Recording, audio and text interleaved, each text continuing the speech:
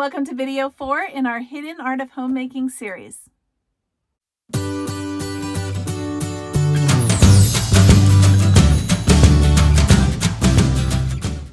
All right, guys, welcome back. I'm Laura Wilkie. I'm a Christian stay-at-home homeschool mama of 7.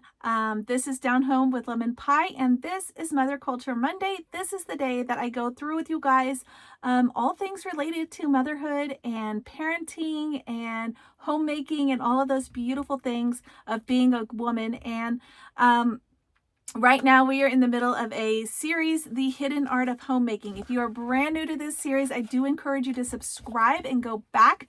The description of this video does have the playlist link where you can find all of the videos for this series. So that is super handy. And if you haven't already, I do encourage you guys to share these videos with others so that they can find this information as well. Because as we all know, in our world currently, motherhood, homemaking are being squashed. And, there's other things that people want to do instead. And I'm not going to go into all of that. We all know, but I'm here to raise that back up and put it in the beautiful pedestal that it truly was meant to be. And that is where we are. So this is the book we're using. It is by Edith Schaefer. And I did a whole introduction on this book in video 1. And right now, we are on chapter 5. All right, guys, so chapter 5 is interior decoration. Look at this art here. Oh my goodness, all of these buildings and things, this castle, it is so beautiful. Like, I would like to be able to draw lots of these beautiful things. They're just great. Look at the little cottage. Isn't it cute? Anyway, I wanted to share that with you guys. I do encourage you to get the book instead of just watching the videos because there's so much here that I'm just kind of touching on it. I'm not going to hit everything. So, interior design, it's talking about, everybody lives somewhere, and where you live may not be where you want to live. It may not be like your dream home or where you're hoping to live or whatever. We are currently living in our RV because the housing prices are ridiculous. And if you've been following, I've talked about it a few times in a few videos, but wherever you live, interior design is necessary. It's needed. It's what makes your home a home. It's not just a place where you dwell. And that's what this whole chapter is all about. It says any interior decoration, anything to do with the place where you are living for any length of time at all.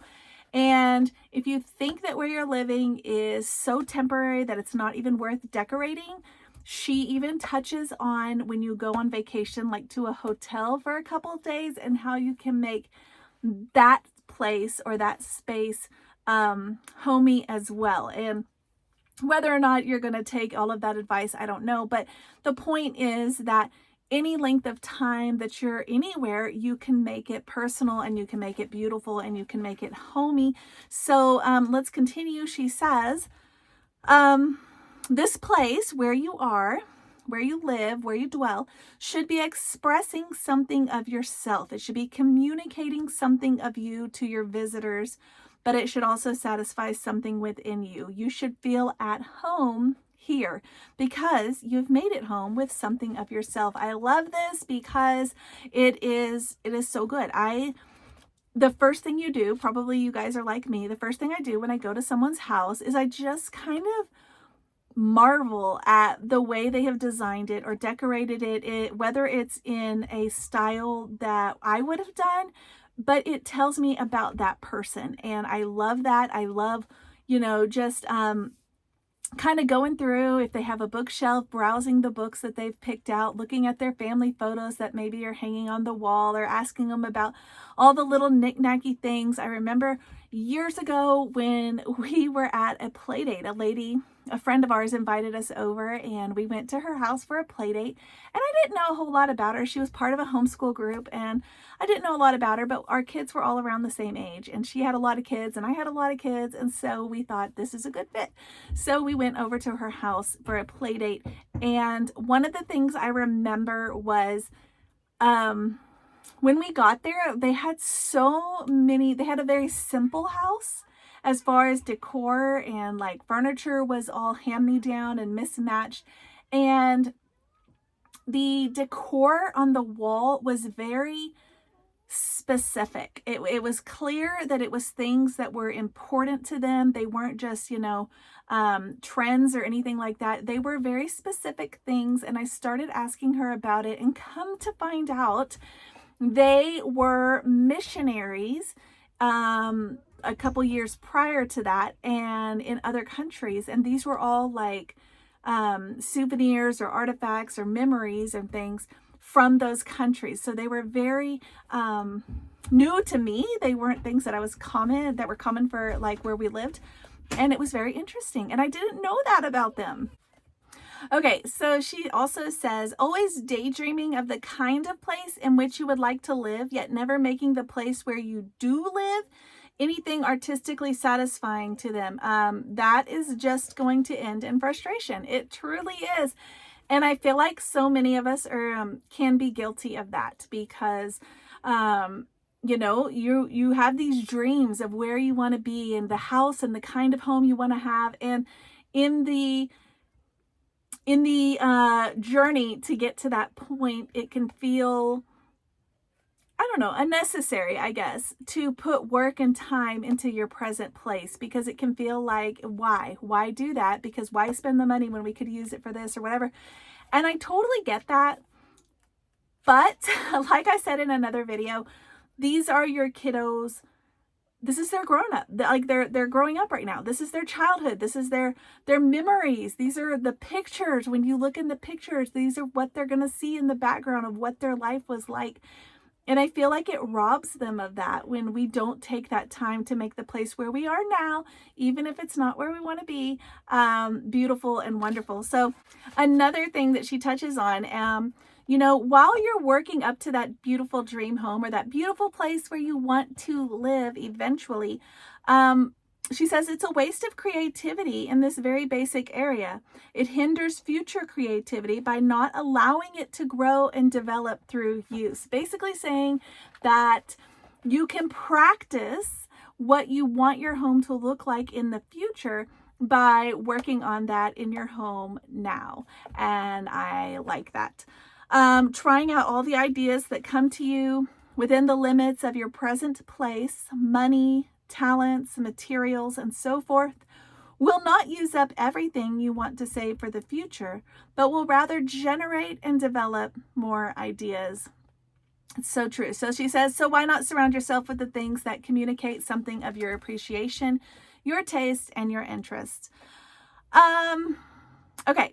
Express yourself not only in selecting things to buy, not only in your choice from many things displayed in a store, but also in what you can produce yourself with some degree of originality, craftsmanship, or artistic creativity.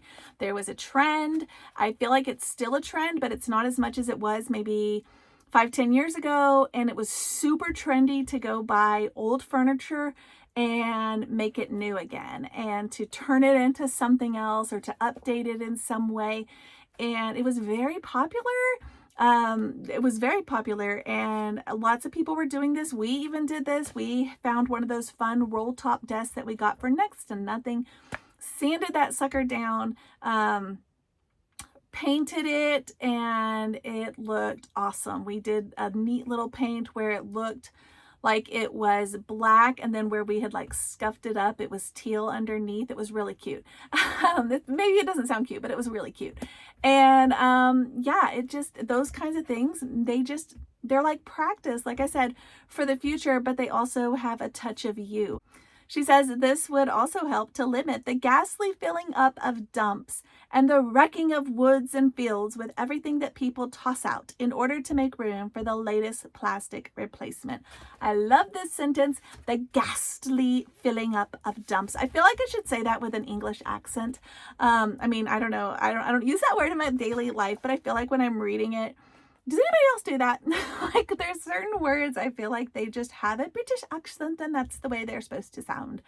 Anyway, that's actually, never mind. That is actually picked up with my own kids. They start to do it too, and it's quite hilarious. But anyway, that we do not have the time or talent to do everything that will be suggested, let us consider some practical possibilities. So then she goes on to talk to us for several pages about just some things, some ideas. Now remember, this book was written in the 70s. At that time, this was considered monumental. Like, this was a big deal. And so a lot of these ideas, I'm not actually going to talk to you about them because a lot of them aren't as grand as they were back then because they're more common. Everybody does this kind of stuff now. Like I was talking about with the, buying old furniture at a garage sale or whatever and redoing it. I feel like everybody has done that, or at least attempted it. And she kind of goes into some ideas there. Now she does say, there is something very healthy about finishing furniture. Doing something yourself will fulfill a need in you. And living with what you have made or restored will help to express something which is you. Living with an originality which speaks of the diversity of human personality as against the machine. Creativity is a part of personality. Surely the place where you, as a personality, live should speak of your creativity in some way. I agree. There are so many things you can do, and you can try, and you can stick with it, or you can trash it, and you can try something new. It doesn't matter. But the point is to, to make your home beautiful and not a museum. I know so many people who, when I walk into their home, yes, it is very nice, I guess. It is very clean, but it is also very sterile. It feels like walking into a museum. It feels like I walked into a picture in a magazine for a furniture store or something. And some people love that kind of lifestyle. Me, not so much. I wanted to have something personal. I want there to be pictures of our family all over the walls. I want there to be crafts that I've made or the kids have made all over the place. I want it to be, if someone comes in, they can tell a little bit about our family and what we like to do, not walking in and you have no idea how many people live there or how many people are in the family or what they like, or it just looks very sterile and clean and white. Yeah, I don't like that. So, but I do know people that do, and that suits them well. So there are things to be learned as well as things to be tested or demonstrated in building on a tiny scale. She is talking here about building a dollhouse, which I think is adorable. There is the combined fulfillment of creativity and making some other human beings very happy. I like this because there's so many things you can practice on a tiny little level, and you can say, okay, let's see how much we like sewing. Let's make some curtains for this dollhouse. Okay, don't like sewing, or maybe you really do, and you want to continue and make some tablecloths or whatever. Yeah, we have done several little things, kind of like little dollhouses, and I would like to do one now that my girls are bigger. We did them when they were really little, and when they were really little, it it wasn't as tidy, I guess, but it was still spoke of what our art was and where we were in life. Yeah. Of course, you cannot do everything. We are limited by time and talent, but everyone can do something original, something creative in the spot where they live. So start somewhere. Start where you can. Maybe you found some picture frames and you just want to change the color of them, something simple. Maybe you have a clock and you can remove the face and you want to paint the background a different color or something, or just simple things. It doesn't have to be extravagant, but something to make it personable. A child in a Christian home should connect being in communication with the Creator God, having been made creative in His image. Rather than creativity being squashed out, it should be enhanced and developed because of being brought up in a Christian home, not in spite of it. I think this is a great way to just easily say, let your kids be involved as well. It is easy for us to say, we have worked so hard for this home and we want it to look a certain way, and to kind of squash our kiddos' dreams of what they want their own room or space to look like, and to just design it all for them. And there's something to be said, I'm guilty of that too, there's something to be said of letting them kind of take the reins and guiding them, but letting them take the reins and what things they might be interested in. Let's see. When the mice ate holes out of my woolen things, which were safely in a drawer, one horrible November, my only consolation was the Winnie the Pooh animals, which came out of what was left. So she had some things that got ruined and she made something new. Children are not the only ones who would like gray wool Eeyores, or little pink wool piglets, or brown wool Poos, or yellow wool with an embroidered stripe Tiggers.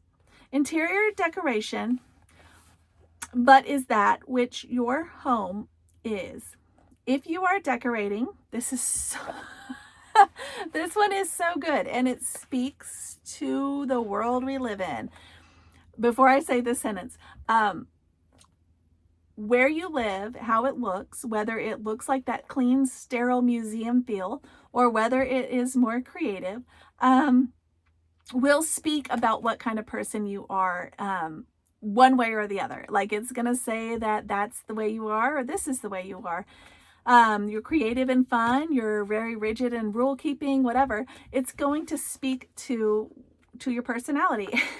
And this is so good, guys. You're going to love this. If you are decorating with clothes being draped on every chair, with scratched or broken furniture, it's still your interior decorations. Your home expresses you to other people, and they cannot see or feel your daydreams of what you expect to make in that misty future, when all the circumstances are what you think they must be before you find it worthwhile to even start. You have started, whether you recognize that fact or not, okay? If your house is full of laundry and dishes, it's reality, but that's going to speak to what you like to decorate with. And I think it's funny that she phrases it that way, decorating with clothes. Okay, we foolish mortals sometimes live through years of not realizing how short life is, and that today is our life. Oh my gosh, I talked about this in a recent video. It is linked below, but just about being in that season of waiting. And, we don't know what God's plan is. And maybe God's plan, I talked about this with us being in an RV, maybe God's plan is this. Like, maybe this is it. And though that's not what we would want, but maybe where you are in life right now, we don't know how long our lives are going to be. Maybe that's it. Like, maybe this is the end of it. And so if that's true, we hope not, but if it is, that should still be beautiful to who you are and speak of who you are, whether it was a fulfillment of all of your life's dreams and hopes and desires, because you may or may not, what I'm trying to say is you may or may not ever have the funds or the means or the time to make it what you want. So make what you have now what you want, okay? That's basically what we're saying here. It's unfair to judge a person who is unable to move around by the home they have surrounding them. This is talking about people who might be disabled or who are elderly. Old people and disabled people should have thoughtful friends who spend enough time to discover their likes and dislikes. Ingenuity and creativity can be fulfilled in doing something for other people. So even if you don't want to do it in your own home, you can do it for someone else. For people in an old folks home, as well as for people who are in their own homes but cannot do the things they would like to do. Help someone else to have surroundings that express their likes and dislikes.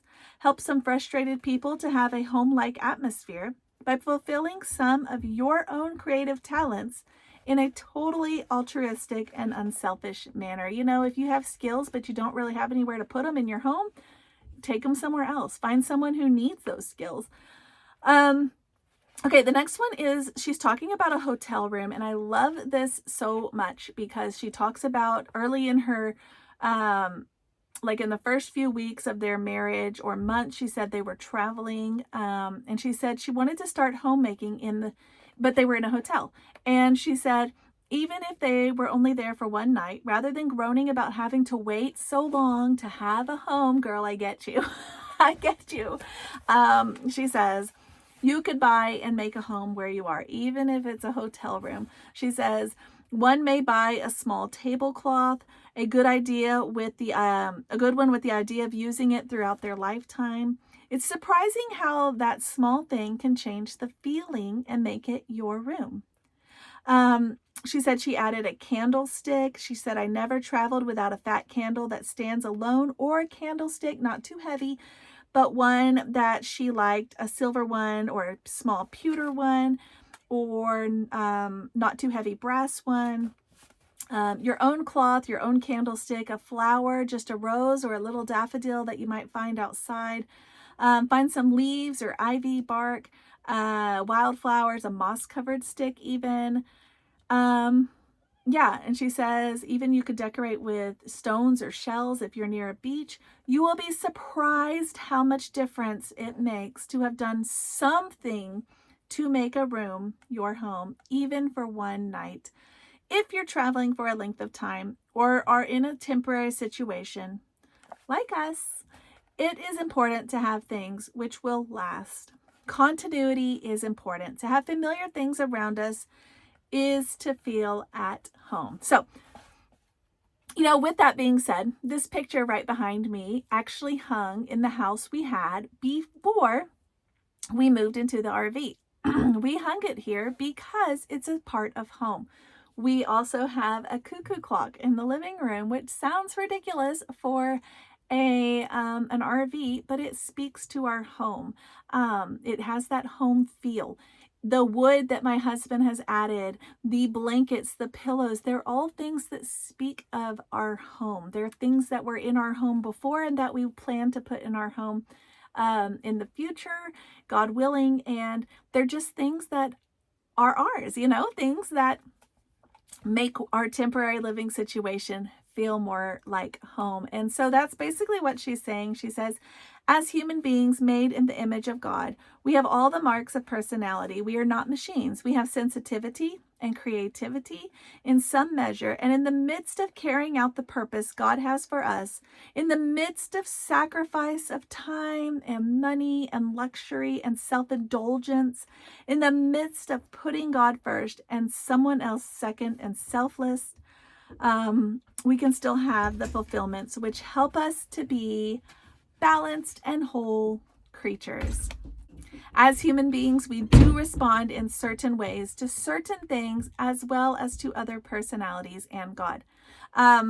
Okay, so think a moment of the things God has surrounded us with. Blue spruce trees, weeping willows, tiny paths, ponds, lilies, cascading waterfalls. All of these things God has surrounded us with give continuity to life. We feel at home. That's why kids are so natural in nature, because it feels natural. We can have emotions of satisfaction and quietness, familiarity, continuity when we scuffle through the leaves at 55 in exactly the way we do when we were 5. It's the same. You have those same memories and feelings because it's all the same. It's been the same since you were a little kid. At 70, just as we did when we were 7, God provides us in this life with a continuity in the universe which we may live.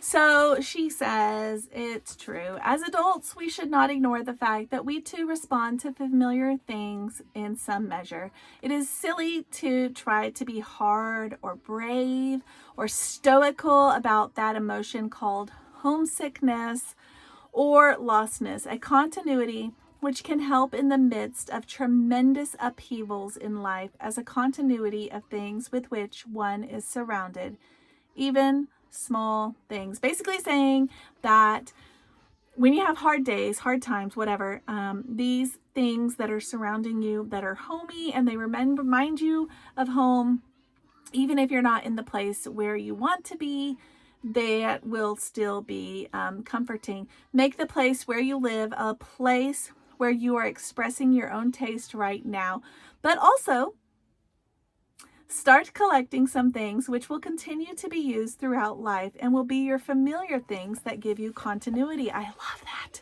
because, just because we live in an RV doesn't mean we can't go antique shopping and find treasures and have them here and even have them in our future home. Or or even just have them, even if it's stuff that we don't want to put out here, but we want to have them, you know, for later. It doesn't mean that you have to stop dreaming. It's just taking those things and making what you have today beautiful, because you don't know what's next. So it's just good. So that is that whole chapter. I hope you enjoyed it. The interior decoration chapter, chapter 5. Next week, we're going to be doing chapter 6 by itself, probably. Yes. And maybe chapter 6 and 7 together. I don't know. Chapter 6 is gardening and chapter 7 is flower arrangements. We will see if we're going to do them together in one. I don't know yet. But anyway, I look forward to that. Thank you guys for watching. Like I said, if you haven't already and you think this video would be beneficial to somebody you know, would give them comfort, send them the videos. I would appreciate that very much if you share them and subscribe. So I will catch you guys next time.